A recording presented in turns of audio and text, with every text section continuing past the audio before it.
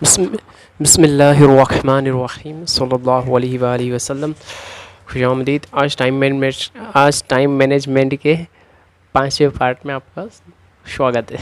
अल्हम्दुलिल्लाह, आज हम 5वां पार्ट सुनेंगे इसका, और 5वां पार्ट है समय के सर्वश्रेष्ठ उपयोग का 5वां सिद्धांत, यानी कि 5वां पार्ट काम सौंपना डेलीगेशन सीखे, यानी कि काम दूसरों को सौंपना सीखे।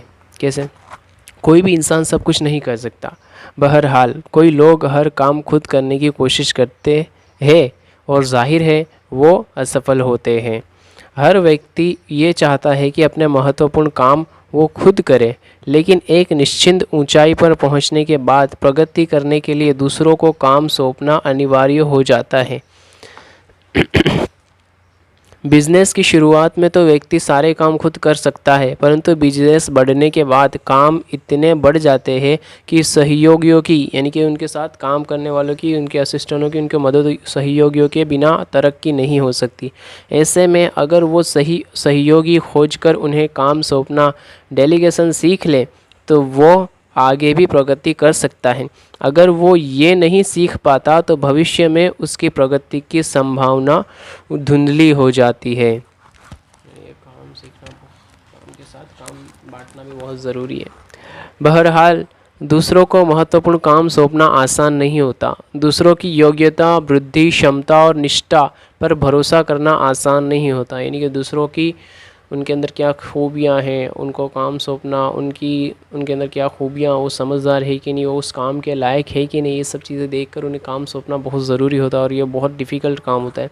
इसके बाद भी सच्ची प्रगति संभव है, क्योंकि अब आप अकेले नहीं हैं, अब आपके पास एक टीम है जिसकी वजह से आपका समय कई गुना बढ़ जाता है और आप उसका सदुपयोग करके ज़्यादा तेज़ी से अपनी मंजिल पर पहुंच सकते हैं। इसलिए समय के सर्वश्रेष्ठ उपयोग का 5वां सिद्धांत है कि काम सौंपना सीखें, यानी कि टीम बनाएं, उनको काम सौंपना सीखें। ज़्यादातर लोगों के साथ एक बड़ी समस्या ये है कि वे हर काम खुद करने की कोशिश करते हैं। वे दूसरों को काम नहीं सौंपना चाहते क्योंकि उन्हें लगता है कि मैं इसे ज़्यादा अच्छी तरह से कर सकता हूँ या मैं इसे दूसरों से ज़्यादा जल्दी कर सकता हूँ। उन्हें ये समझ ही नहीं आता कि बड़ी सफलता पाने के लिए उन्हें दूसरों को काम सौंपना ही होगा, चाहे ये उन्हें पसंद हो या ना हो। प्रगति की राह में एक ऐसा मोड़ आता है जहां भविष्य में प्रगति करने के लिए दूसरों को काम सौंपना अनिवार्य हो जाता है। इसलिए बेहतर होगा कि आप काम सौंपने की कला सीख लें।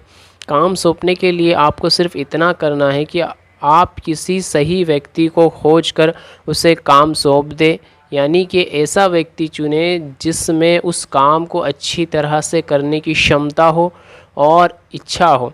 फिर उसे बता दें कि उसे क्या करना है, कैसे करना है और कब तक करना है। इसके बाद आप सौंपे गए काम और उसके पूर्ण होने तक, यानी कि उस काम को पूरे होने की तारीख को अपनी डायरी में लिख लें। डेलीगेशन या काम सौंपने का तरीका इतना ही आसान है। सौंपे गए काम की प्रगति की निगरानी करना अच्छी बात है, लेकिन ये भी ध्यान रखिए कि ज़्यादा निगरानी में आपका समय बर्बाद होता है और सामने वाले को बुरा भी लग सकता है कि आप उसकी क्षमता या योग्यता पर भरोसा नहीं कर रहे। काम सौंपने की कला में निपुण होने के लिए सिर्फ 2 चीज़ों की ज़रूरत होती है। पहला, ये पता चलना कि कौन से काम सौंपे जाते हैं और किसे। पहला क्या? कौन से काम सौंपे जाते हैं दूसरों को और किसे सौंपे जाते हैं।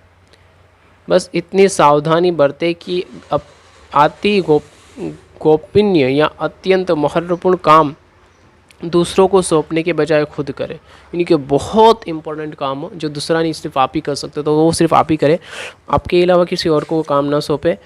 बहुत ही बढ़िया चीज़ है, क्योंकि ये होता ही है कि जितना आप कोई बिज़नेस कर रहे हो, छोटा मोटा भी शुरू किया, आप जैसे बढ़ता जाएगा तो लोगों की ज़रूरत भी बढ़ती जाएगी। अब जितने लोग बढ़ेंगे काम करने में उतनी आसानी रहेगी। लेकिन होता क्या है, अकेला बंदा सब करता रहता है, वो खुद भी थक जाता है, कंटाल जाता है, सर दुखता हो जाता है। तो ऐसा नहीं करें, एक अच्छी टीम बनाए, एकदम अच्छे लोगों को चुने।